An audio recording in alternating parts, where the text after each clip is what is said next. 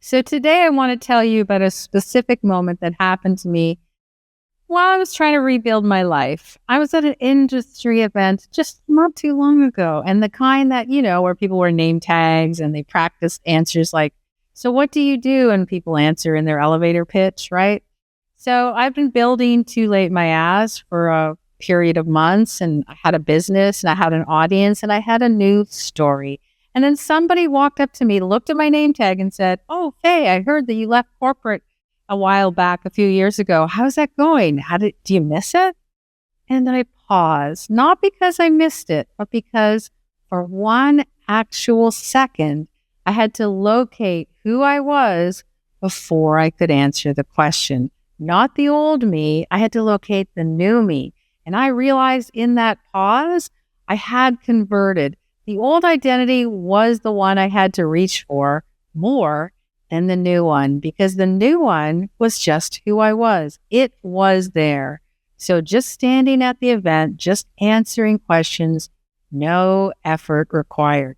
That was the crossing point. And today we're going to talk about how to get there. You're listening to Too Late My Ass, the podcast that exists because someone had to say it out loud.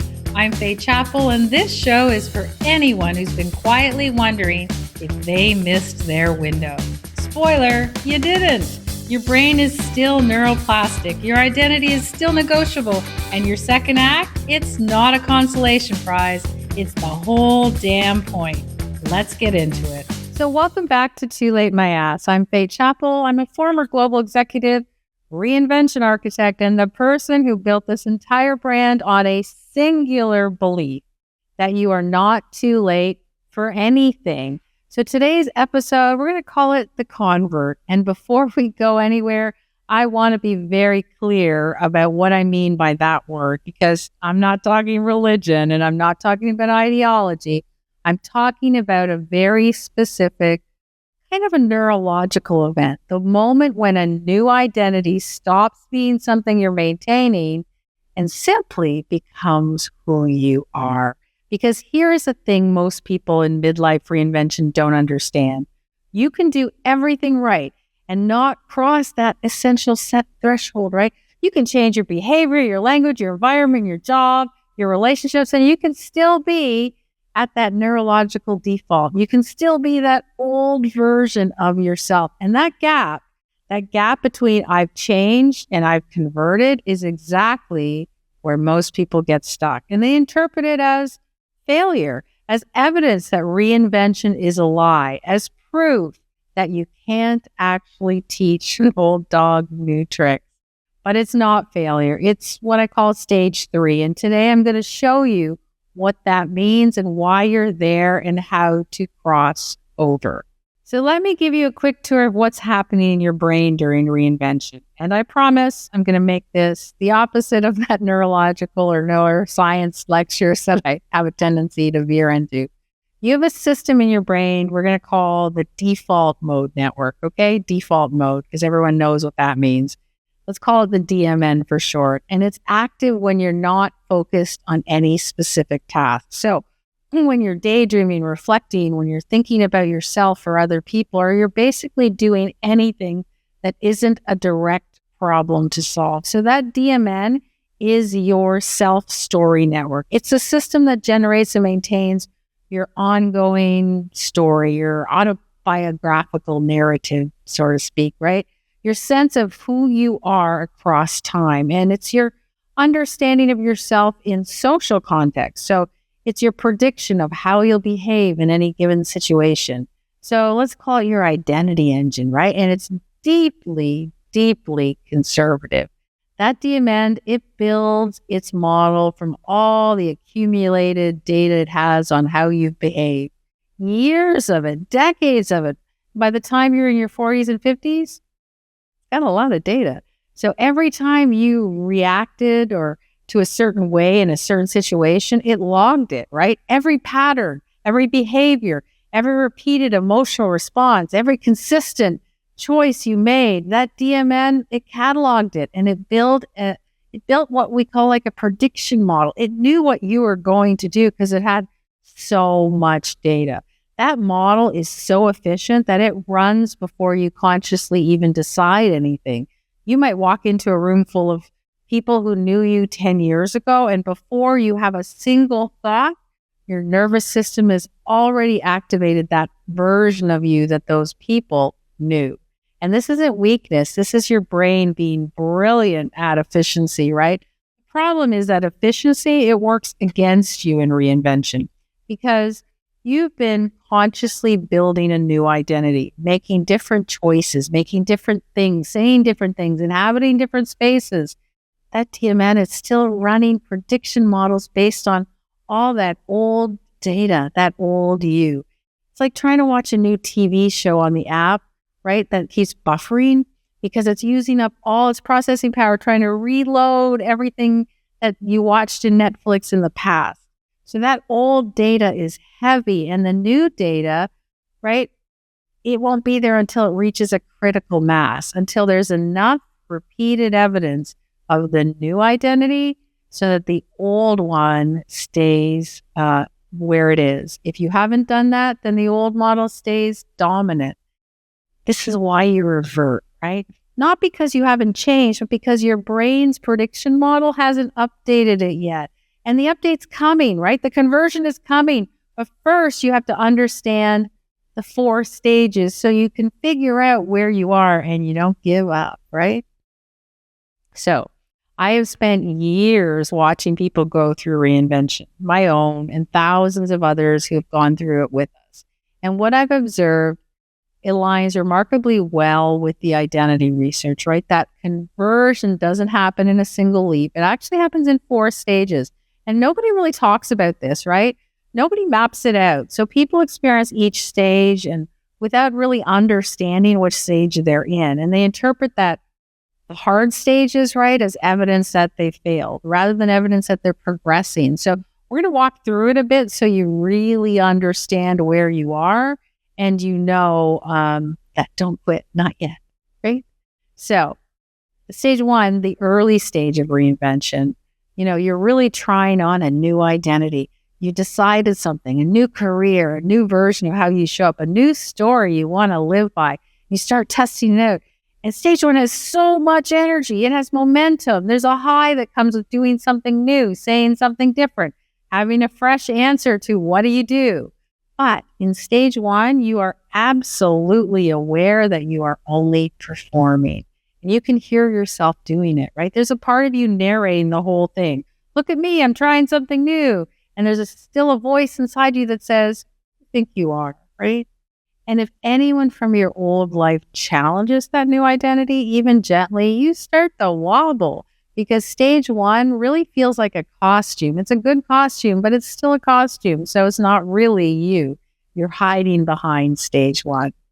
By stage 2, you're actually committed. So the behaviors are becoming more and more consistent. So you're not just trying this, you're doing it. And people around you are seeing that shift. You've probably burned a few bridges back to that old version, right?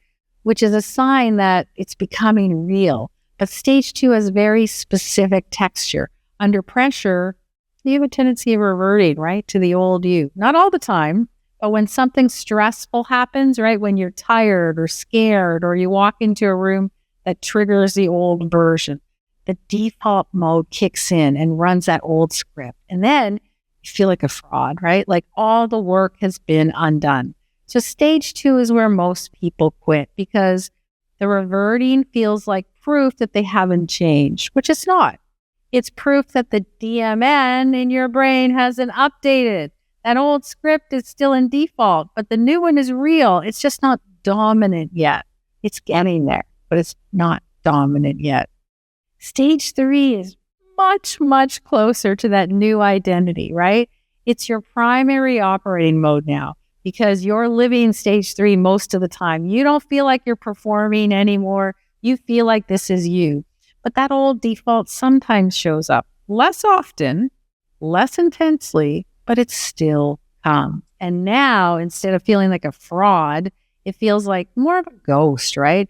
It's a familiar presence that doesn't really belong there anymore, but it sometimes shows up when things happen, right? So stage 3 requires some real conscious maintenance. You have to actively reinforce that new identity if you're in high stress situations, right? So you have reminders. So you start doing morning rituals, you do a journal, you join a community, you go to a therapist, you listen to a podcast, anything that keeps you threading back to the new story when the old one tries to reassert itself. So stage 3 is where most of you listening to this are right now. And stage 3 is not a problem. Stage 3 is really the final stretch. So you want to keep going. Stage 4 is what I experienced at that event that I told you about. The new identity is the default. You don't maintain it. It just is, right? You don't remind yourself who you are. You know who you are. So you don't have to narrate the new version of yourself. You just have to live it. So the old identity hasn't disappeared. It's still there. It's in your memory. It's in your history, in the way you understand yourself. But it does not arrive uninvited anymore. You have to remember it. You have to go looking for it. And here's what conversion feels like in your body. It's a beautiful word called ease. Not the giddy ease of stage 1 where everything's new and exciting. It's a quiet ease of something that has become natural. You react from your new identity instinctively, right? Without consulting anything. And under pressure, the new script runs, not the old one. And that's when your brain has updated the model. The conversion is complete. Now I know what some of you are thinking. How can I speed this up, Faye? I don't want to be in stage 3 for 2 years. What's the accelerant? I'll get to the accelerants, but first I need to really tell you why you can't shortcut the process, because understanding this will save you an enormous amount of self-criticism, right? The reason conversion takes time is memory reconsolidation, right? Every time you recall a memory, any memory, that memory becomes briefly unstable, right? Because the brain opens it up, it updates it with the new information, and then stores it again. And this is the reconsolidation, right? It's kind of like when you're working on a Word document, right? Every time you open it up, there's all the old stuff and you put the new stuff in and then you consolidate it. So that's the primary mechanism by which old identity stories get rewritten, right? So here's the key. That reconsolidation requires real behavioral evidence. It's not enough to think differently about who you are. The brain updates this self-story when the behavior changes, right? So when you actually do the thing that the new identity does, repeatedly in various contexts, even under stress. So if you are, the easiest example is always if you decided to start running or started to start walking, right? You do it repeatedly, you become that person who does it. However, if you have a stressful situation and you quit, you stop doing it for a couple of days, then that behavior doesn't continue. And then the brain believes that you can't go through with it. So every time you act from your new identity, especially under conditions where the old one would have showed up, you're giving that DMN new data to work with. So every time you stay in that new script, the old one tries to run, it can't, because you're accelerating the update by doing the new stuff, right? So every reversion is not a failure. It's the brain exposing kind of like a gap in the data, right? A situation where you haven't accumulated enough of the new to override the old. So the accelerant isn't about thinking harder about who you are. It's acting the new version in the exact context that currently triggers the old one, right? So that's the work of stage 3, specific targeted behavior, right? And then when you get to the stage 4, that's where everything shifts. So let me give you an example so you can understand this a little better. Basically watched this in boardrooms for 20 years. So I'm going to bring you that executive background because it maps it out perfectly. I spent years working with leaders at Godiva, Unilever, franchise systems, top multinationals across international markets. And I watched a pattern repeat so consistently that eventually it's almost became predictable. Every time someone got a significant promotion, a real step up into a role that was genuinely bigger than what they'd done before, you could watch them go through those 4 stages. Think about it. You've probably seen these people. Maybe it was you. They went through stage 1. They were performing leadership, right? Very earnestly, very consciously. They had all read the books. They knew what they were supposed to do. But you could feel the effort, right? The performance felt polished. There was, a seat. Stage 2, they were doing the job better. They were doing it well. The habits were in place. But under pressure, under a major crisis or board presentation or confrontation with a direct report, they reverted to their pre-promotion self, right? They became a little more junior, a little more differential, more reactive, and that old script ran when things got hard. And then stage 3, they were good leaders and people trusted them, but they still needed support in the hardest moments, right? They still second-guessed themselves somewhat when the pressure was the highest, and there was still a layer of maintenance required, but they were almost there. And then they got to stage 4, and they stopped monitoring themselves and started just leading.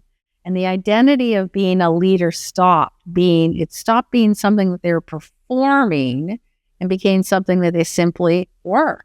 You could feel it in the room, right? The ease of what they felt like, the groundedness, the absence of self-surveillance. So the ones who got stuck, the ones who stayed in stage 2 indefinitely, I guess, they reverted every time the stakes got high. They were almost always the ones who treated stage 2 reverting as evidence that they weren't actually very good leaders. So they worked harder at the performance instead of accumulating more data in high stakes times, right? So they're trying to think their way to conversion. You can't think your way there. You convert through behavior in the exact situations that expose the gap. So let me give you the most useful thing I can offer you today, not the theory, the practice. This is what actually accelerates your conversion, because a conversion isn't uniform across all contexts. There are specific situations where your old identity is more likely to run, like in old family dynamics, right? In former colleagues, environments that hold your old story, in high stress moments. So you have to get specific about which contexts activate that old script, right? That's where you start the work. So you have to identify those. And I don't want you to avoid triggering situations. That's not stage 4 behavior. That's stage 4. Stage 4 means going in and staying new. So instead of avoiding the difficult conversation, the old colleague, the triggering environment, go in deliberately, prepared, and notice what happens when you choose the new script in a context that used to run the old one. Because when the old script runs, and it will, once in a while, a few more times before actually the conversion is complete, note it without drama. You can just say to yourself, hey, there's stage 2, and then come back to your new identity. No spiraling, just do a little course correction, right? So here's the neurological reality. Your brain defaults to the highest familiar script when it's under stress. Makes sense, right?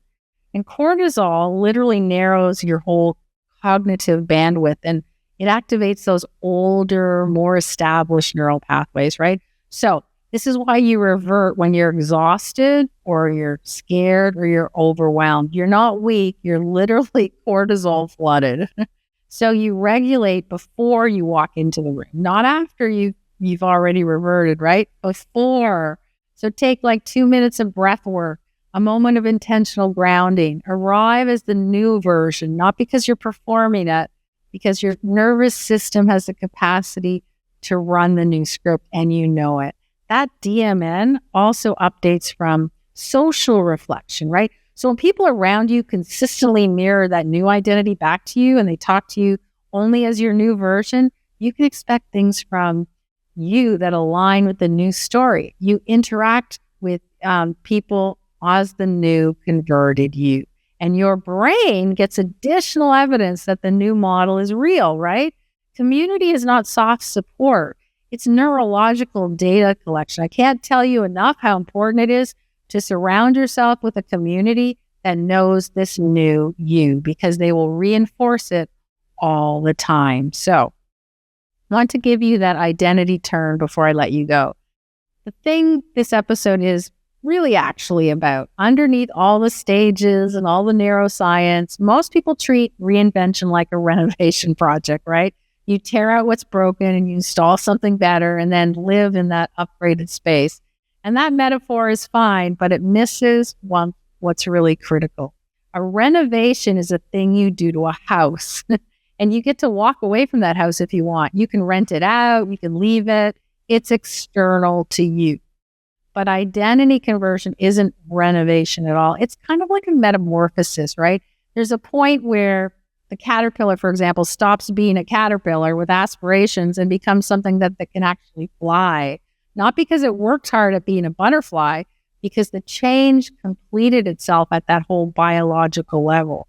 So you're not maintaining the new you are becoming the new you. And that process has its own timeline. And it's really informed by your inputs, what you do, right? What you choose to do, and accelerated by your intention, right? So ultimately, whatever you want to do at what speed you want to do it will reinforce that acceleration, right? So the more you do as the new you, the faster it comes. The grace I want to offer you today is this. You are not failing. You are in process. And the fact that you're still here, still doing the work, still showing up, still choosing the new script, even when the old one runs, that is the data accumulation. So conversion is happening. You don't have to force it. You have to actually feed it. And your second act, it will not be a project you manage. It will be a life that you inhabited. That's conversion. So, okay, that's this week. If something in this episode hits somewhere specific, if you recognize your stage, if reversion makes sense, if you suddenly know exactly what contexts are still running the old script, I want you to act on it before Friday. Because one intentional entry into that triggering context, just one, notice what happens, okay? And then join us on Sunday. Sunday, we have the Sunday morning ritual. It's a guided breath work, meditation, and journaling, and it integrates everything we've covered today. And it's on YouTube. You can check it out at the links below. And if you want to go deeper, if you want that community I talked about, and you want to really build that acceleration with monthly masterclasses, implementation labs, and even a backstage conversation that goes out to our community with Stacy and I, that we go further and deeper in this, you can join us in the Inner Circle. That is our membership, our community. Our founding rate is still available. It's not going to last long, so go ahead and join if you think this is calling you. We also have something really cool happening, which is the 21-day Defiant Second Act Challenge, and that launches April the 6th. It's free. There's no fluff. 21 days of building the life you've been designing. Okay, so you can register at that link below as well. And that's it. I'll see you next week. You are not late. You are converting. Too late? My ass. And that's a wrap on this one. If something landed for you today, sit with it. That's your nervous system updating its software. Let it run. And if you want to get deeper, the Long Game is our daily ritual app. 15 minutes a day built around the move, mind, and meaning framework. It's the daily practice behind everything we talk about on this show. And you can find it at tlmalonggame.com. And if you're ready to be in the room, the Inner Circle is where we do the real work. Monthly masterclasses, identity challenges, and a community of people who are done playing small. Join us at toolatemayass.com/inner circle. Until next week, stay rebellious. I'll see you then.